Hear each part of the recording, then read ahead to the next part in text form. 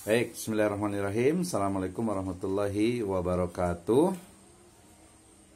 Waalaikumsalam warahmatullahi wabarakatuh. Waalaikumsalam warahmatullahi wabarakatuh. Alhamdulillahirabbil alamin. Wassalatu wassalamu ala asrafil anbiya'i wal mursalin habibana wa nabiyyana Muhammadin sallallahu alaihi wasallam wa ala alihi wa ashabihi wa man tabi'ahum bi ihsanin ila yaumiddin. Wa ba'd. Qala Allah Ta'ala fi kitabihil karim. A'udzu billahi minasyaitonir rajim. Bismillahirrahmanirrahim. Alhaakumut takatsur hatta zurtumul maqabir. Kalla saufa ta'lamun. Thumma kalla saufa ta'lamun. Kalla law ta'lamuna ilmal yaqin latarawunnal jahim. Thumma latarawunnaha ainal yaqin. Thumma latus'alunna yawma idzin anin na'im. Wa qala Rasulullah sallallahu alaihi wasallam rawahul Bukhari wal Muslim may yuridillahu bihi khairan yufaqihu fiddin. Wa qala aidan rawahul Muslim ihris ala ma yanfa'uka wasta'in billah. Amma ba'd fa inna asdaqal hadithi kitabullah wa khairal huda huda nabiyyu sallallahu alaihi wasallam. Alhamdulillah, asyukulillahi wahda alladhi an'ama alaina fi hadhil lailah nastati an nastamir dirasatana fi al-mawdu' manhajul bahas. Wa insyaallah fi hadhil lailah at-tayyibah urid an abhas yata'allaq bi kaifa manhajul bahas fil Islam. Wa hadhihi al-mawdu' awi hadhihi yani al-qissa muhimmatun jiddan limada lianna yata'allaq bi kaifa al-ilm aw tanmiyatul ilm fi zaman aw fi hadzal yaum fi al-mu'asir labudda alaina an nafham kaifa yani manhajul bahas fil Islam. Oke, terima kasih atas kehadirannya Ibu dan Bapak sekalian, teman-teman semuanya, mahasiswa di program studi pendidikan agama Islam, baik yang di program sarjana ataupun juga di magister pendidikan agama Islam.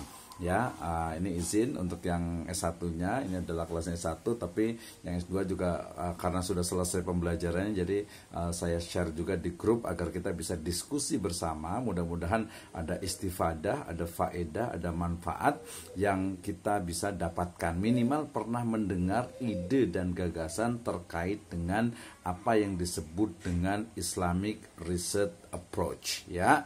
Nah, kenapa ini penting, ya? Kita ingatkan kembali, ya, fadzakir fa inna dzikra tanfaul mu'minin, ya, berilah peringatan karena peringatan itu akan bermanfaat bagi orang yang beriman. Nah, dalam surat At-Takatsur ayat 1 sampai ke 8, ya, saya yakin semuanya teman-teman semuanya sudah sering mendengar, bahkan sudah hafal ayat ini, ya. Tapi dalam konteks metodologi penelitian kita akan interpretasi ayat ini dengan bagaimana konteks kalla saufa ta'lamun, ya, kemudian juga summa kalla saufa ta'lamun, kalla law ta'lamuna ilmal yaqin la tarawunnal jahim, summa la tarawunnaha ainal yaqin, summa latus'alunna yauma idzin anin na'im. Ingat, dalam metode penelitian atau dalam proses penelitian yang dicari itu adalah sebuah kebenaran, ya, sebuah keyakinan.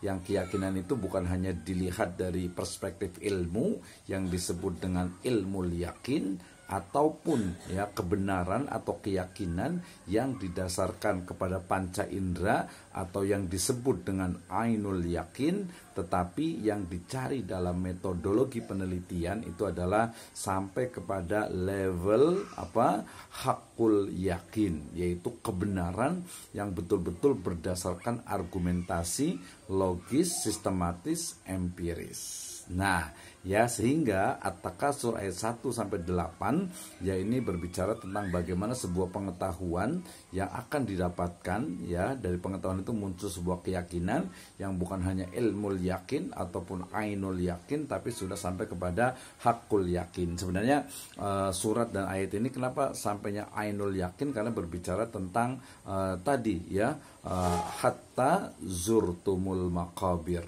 gitu ya, karena sehingga itu konteksnya adalah ainul yakin, yaitu keyakinan yang muncul dari sebuah kebenaran yang diperoleh melalui metodologi penelitian berbasis panca indera. Nah, At-Takasur ayat 1 dan 8. Kemudian kita diingatkan juga ya dari sabda Nabi SAW yang menjadi motivasi, energi bagi kita untuk bersemangat dalam ya berkuliah, ya dalam belajar ya. Rasul SAW bersabda, Mayyuridillahu bihi khairan yufaqihu fiddin, ya. Siapa saja yang dikehendaki kebaikan oleh Allah Subhanahu wa taala, maka Allah Subhanahu wa taala akan memberikan kefakihan, pemahaman ya terhadap agama baginya. Rawahul Bukhari wa Muslim. Kemudian yang penting juga yang menjadi energi kita dalam kuliah, dalam belajar ya, dalam nanti menyusun skripsi ataupun tesis ya, dalam berbagai hal ya dalam kehidupan kita,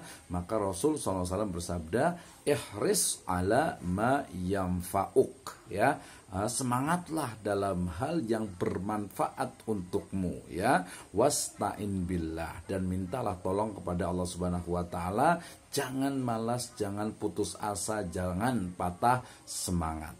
Nah, ini motivasi bagi kita untuk terus belajar, semangat kuliah, menyelesaikan skripsi dan tesisnya. Oke. Nah, backgrounds ya. Dari kita ketahui ya latar belakang yang kemudian kenapa topik hari ini ya adalah terkait dengan Islamic Research Approach ya, pendekatan penelitian berbasis Islam, atau boleh juga disebut dengan metodologi penelitian berbasis Islam.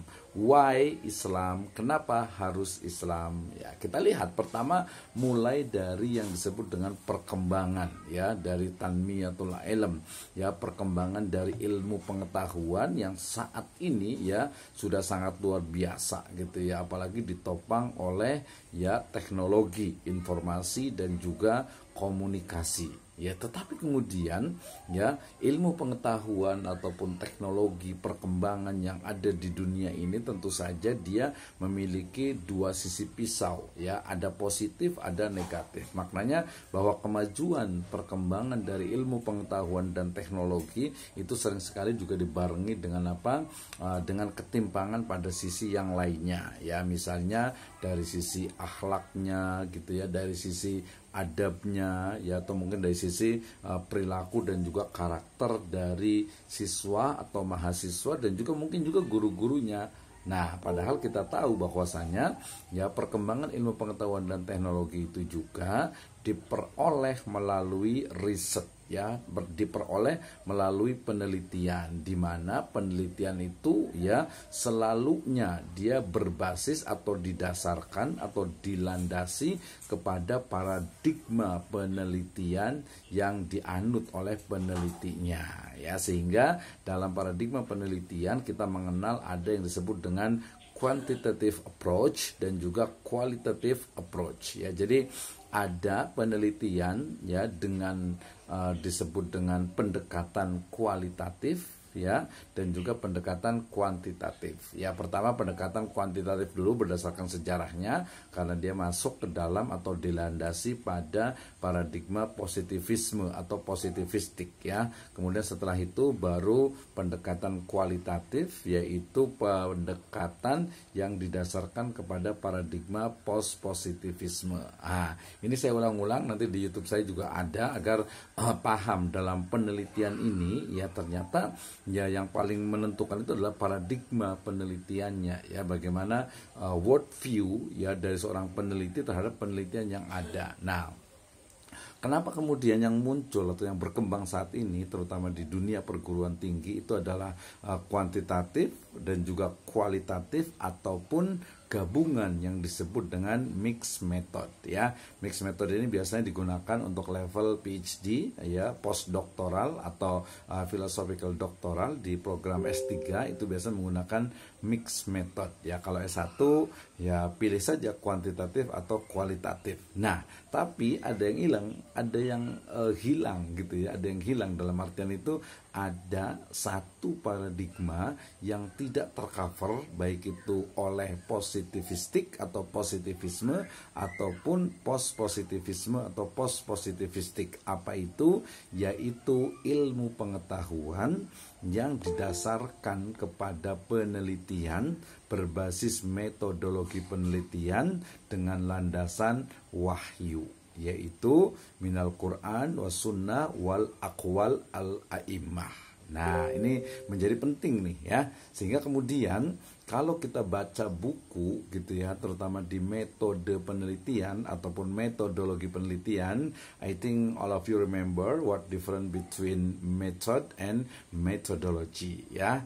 Nah, berarti kalau kita baca buku-buku tentang metodologi penelitian, selalu yang muncul itu adalah kuantitatif, kualitatif. Dan selalu pertanyaan yang saya tanyakan itu adalah di mana ya aina makan masalahnya ini al-manhajul islami fil bahas ya. Jadi di mana nih posisi dari metode penelitian ataupun minimal pendekatan penelitian yang berbasis Islam. So berarti tonight we will talk about the Islamic research approach as a idea maybe ya, dan juga mudah-mudahan bisa diimplementasikan. Oke. Kita mulai dari sebuah tema besar ataupun mind map-nya dan juga alur dari Islamic approach ya.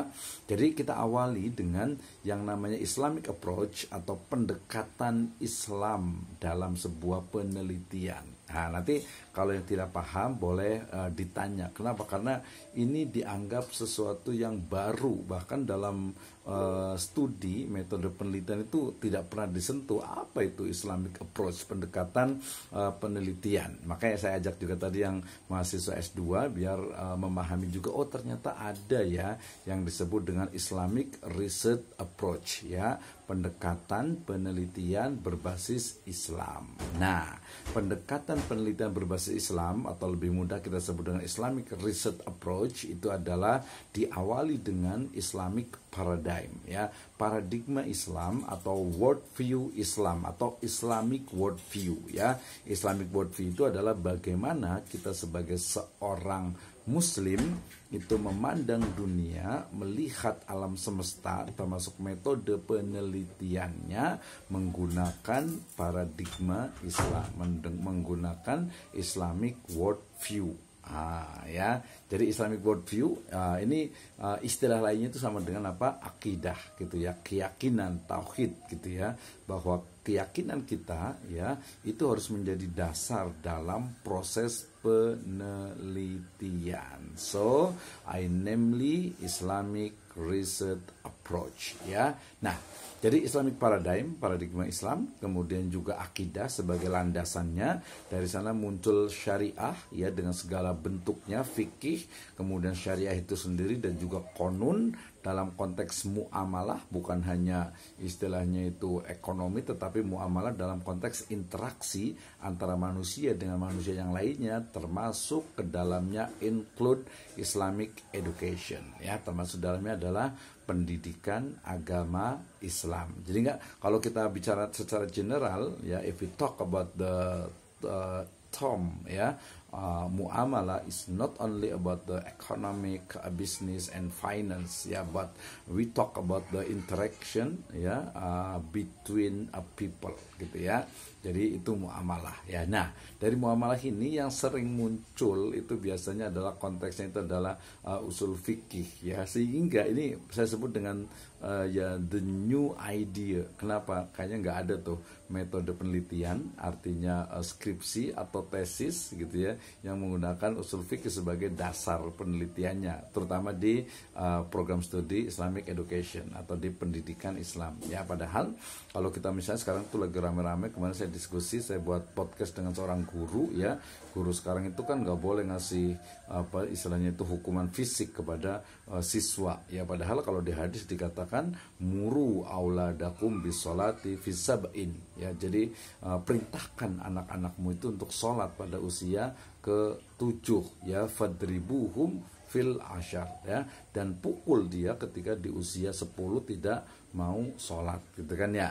Nah ini kan konteksnya berarti kayak gimana tuh bos pukulannya gitu ya. Nah kemudian dari konteks usul fikih ini juga, jadi usul fikih as a research methodology ya, usul fikih sebagai metode penelitian. Nah jadi teman-teman semuanya mungkin yang backgroundnya pesantren ya, kita bisa meluaskan makna dari usul fikih yang dipahami sebagai sebuah penelitian atau sebagai sebuah metode atau cara gitu ya dalam merumuskan suatu hukum gitu ya, ternyata kita bisa digunakan sebagai riset metodologi ya. Demikian juga maqasid syariah ya.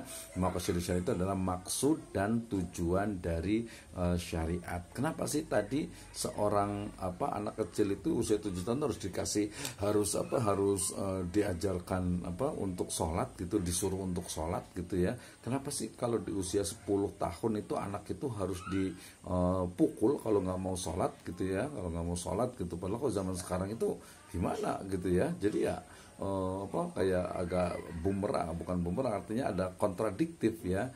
Satu sisi Islam itu boleh memukul, tentu saja memukulnya tidak menyakiti jelas gitu ya, tapi di sisi lain ada hak asasi manusia, HAM anak itu yang melarang ya, bukan hanya fisik gitu, bahkan kekerasan verbal pun tidak diperbolehkan ya. Memang kalau dalam Islam juga jelas lah ya, kekerasan verbal dalam artian menghina, mengucapkan kata-kata yang tidak baik, melecehkan, merendahkan itu juga jelas tidak diperbolehkan. Tapi dengan konteks punishment in Islamic education, I think ini juga menjadi sebuah problem yang harusnya kita selesaikan. Nah dalam maqasid syariah itu kemudian juga kita bisa luaskan menjadi Islamic studies, di mana ya objek penelitian kita itu yang tentu saja sesuai dengan prodi kita adalah program studi pendidikan agama Islam gitu ya. Maka tool atau alat yang digunakan untuk membedah, untuk meneliti dari objek penelitian kita itu juga harusnya ya Islamik, harusnya didasarkan juga kepada Islam. Ya, for your information, biasanya untuk yang level degree, yang sarjana ini ya udah belajarnya itu ya kuantitatif, kemudian kualitatif. Ya kuantitatifnya menggunakan statistik, bisa pakai Excel, bisa pakai SPSS, bisa pakai views gitu zaman sekarang gitu ya. Itu kuantitatif ya, mulai dari hubungan kausalitas ya, mungkin juga korelasi gitu ya, sampai kepada mungkin data-data yang sifatnya to time series, sampai kepada yang paling tinggi sekarang itu adalah SEM, Sequential Equation Model, Structural Equation Model gitu ya. Itu adalah kuantitatif. Sementara kualitatif dalam konteks Islamic education tentu saja bagaimana sebenarnya sebuah fakta, realita atau fenomena itu dipahami, didapatkan, diperoleh makna yang ada di dalam fakta, fenomena ya, data tersebut ya. Nah sehingga kemudian konteks usul fikih, kemudian maqasid syariah lebih luas lagi adalah Islamic studies, itu diteliti ya harus juga dalam konteks Islamic research approach gitu ya. Nah ini mungkin di level S2 nih kita akan mengatakan begini, bahwa ya objek dari penelitian kita itu ya itu harus juga ya didasarkan kepada kepada nilai-nilai based from Islamic values gitu ya. Itu penting gitu ya. Kenapa penting? Ya karena misalnya kita mau meneliti begini. Jadi nanti di sini ada kritik terhadap positivisme dan juga post positivisme, di mana sesuatu yang sifatnya irasional, sesuatu yang sifatnya tidak terdetek ya, atau tidak bisa diolah oleh panca indera, itu dianggap tidak ada. Padahal dalam Islam itu jelas ada. Saya selalu mengatakan misalnya sebagai contoh ya, kecerdasan seorang anak gitu ya, seorang siswa biasanya dipengaruhi oleh apa saja, X1, X2, X3 sampai seterusnya. Ya, tetapi jarang sekali menyebutkan bahwasanya pengaruh dari kecerdasan seseorang itu adalah karena ya misalnya tadi itu adalah karena doa dari orang tua gitu ya, atau karena mungkin makanan yang diberikan dari orang tua. Jarang sekali seperti itu ya. Nanti masuknya ke dalam kebenaran yang ukurannya, standarnya itu adalah agama ya, dalam hal ini adalah Islam ya. Dan sebagaimana kita ketahui bahwasanya kebenaran dalam ilmu pengetahuan itu minimal itu ada 3 gitu ya. Kebenaran yang didasarkan kepada rasional gitu ya, rasional, logik gitu ya. Kemudian yang kedua adalah kebenaran yang didasarkan kepada panca indera gitu ya. Dan yang ketiga adalah kebenaran yang didasarkan kepada wahyu atau aturan syariat di dalam Islam. Nah, dalam konteks perkembangan dari ilmu pengetahuan sering sekali ya Islamic paradigm ataupun juga wahyu ya itu sering sekali tidak ditempatkan dalam konteks metodologi penelitian sciences gitu ya. Oke, ini adalah peta konsepnya Islamic Research Approach. Nah, ketika bicara ya tentang usul fikih approach berarti kita bicara tentang bagaimana ulumul Qur'annya. Wah, ini yang dari pesantren atau ustadz saya yakin paham semuanya nih ya. Berarti ketika bicara tentang usul fikih berarti bicara tentang bagaimana mana ayatnya nih, asbabun nuzulnya, nasih mansuhnya dan seterusnya, ulumul Quran, hadis nabawinya berarti terkait dengan tahrij hadis, bukan mata ya, tapi matan hadisnya, bagaimana fikih hadisnya, atau mungkin sebelumnya bisa dari akwal dari beberapa kitab kuning misalnya gitu ya, pendapat-pendapat dari para ulama di kitab-kitab masing-masing, baru nanti dicari apa ijma'nya, kiasnya, istislahnya, istishabnya, istihsannya, urafnya, syar'u man qablananya, qaulu sahabinya, kemudian juga saddu dhari'ahnya itu dibahas. Gitu ya. Jadi I think ini adalah sesuatu yang new idea ya terkait dengan bagaimana usul fikih itu menjadi sebuah pendekatan dalam penelitian dalam berbagai disiplin ilmu termasuk dalam Islamic education ya, pendidikan agama Islam. Oke. Nah, ketika bicara tentang usul fikih di dalam itu ada konteks istimbat dan ada konteks istidlal, yaitu bagaimana sebenarnya sebuah, jadi gini, kita ingin tahu sebenarnya ya, biasa ini skripsi ataupun tesis yang Islamic Research itu adalah pendidikan yang ada di dalam Al-Quran, yang ada di dalam hadis, yang ada di dalam pendapat para ulama gitu ya. Itu adalah Islamic Research Approach ya. Misalnya saya ingin tahu sebenarnya tentang bagaimana sebenarnya pendidikan anak ya menurut atau dalam Quran surat Luqman misalnya ayat ke-13 sampai ke-19. Maka saya menggunakan istilahnya itu adalah istimbat atau istimbat method ya.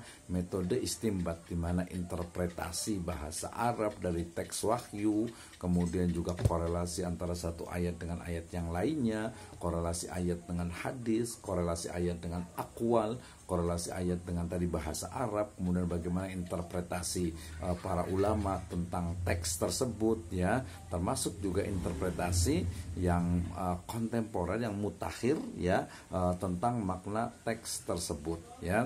Misalnya di dalam surat Luqman dikatakan a'udzubillahi minasyaitonirrajim, bismillahirrahmanirrahim, ya bunayya la tusyrik billah, inna syirka la zulmun azim ya. Wahai anakku, la tusyrik billah, jangan berbuat syirik. Nah, kalau hari ini kita bicara tentang berbuat syirik itu menyembah berhala gitu dan sebagainya, oke, itu adalah asbabun nuzul. Tetapi dalam konteks sekarang tentu saja banyak sekali istilah-istilah kesyirikan yang kontemporer gitu ya.